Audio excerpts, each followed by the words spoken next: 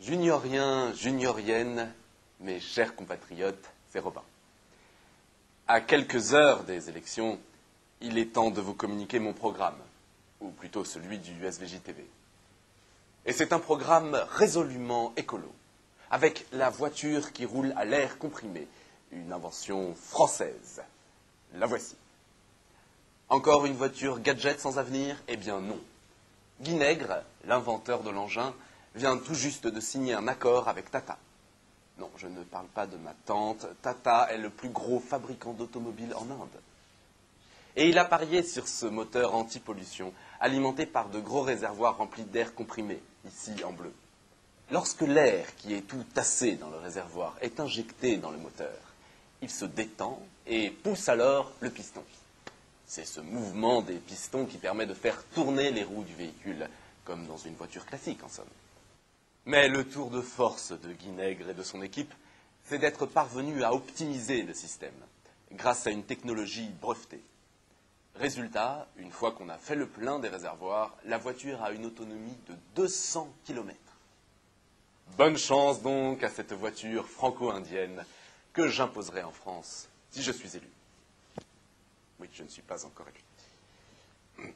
La recherche de pointe. Voilà une autre de mes priorités. Et notamment dans le domaine du pliage.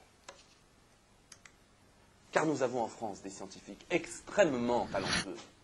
Regardez par exemple de quoi sont capables les chercheurs de l'école de physique-chimie de Paris et de l'école polytechnique. Voyez ce minuscule triangle de plastique qui fait à peine 2 mm de côté. Eh bien, si on laisse tomber une goutte d'eau dessus, il se transforme en une pyramide. De la même façon, une croix devient un cube et une fleur se transforme en sphère. Selon les chercheurs, cette technique devrait se révéler très utile pour fabriquer des objets microscopiques en volume, comme ceux qu'on trouve par exemple dans les têtes d'imprimantes. Enfin, dans mon programme, bien sûr, je ferai une large place à la défense des merveilles de la nature, comme cet étonnant colibri dont il ne reste que quelques rares spécimens au nord du Pérou. Regardez bien ces images, elles sont exceptionnelles. C'est la première fois qu'a été filmée la parade nuptiale de ces oiseaux incroyables. Attention, ça va très vite. Pour séduire la femelle, ces mâles s'affrontent en faisant virevolter les 2 spatules violettes qui leur servent de queue. Hélas, cet oiseau splendide est en voie de disparition. Si vous voulez aider à le protéger, allez donc sur le site de l'association ABC, que vous trouverez juste en dessous. Alors, Sbron, que pensez-vous de mon programme?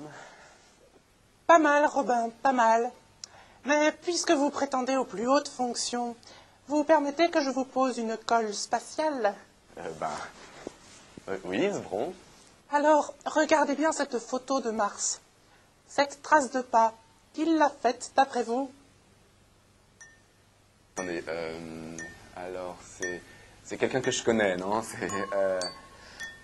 Désolé, Robin, vous avez perdu.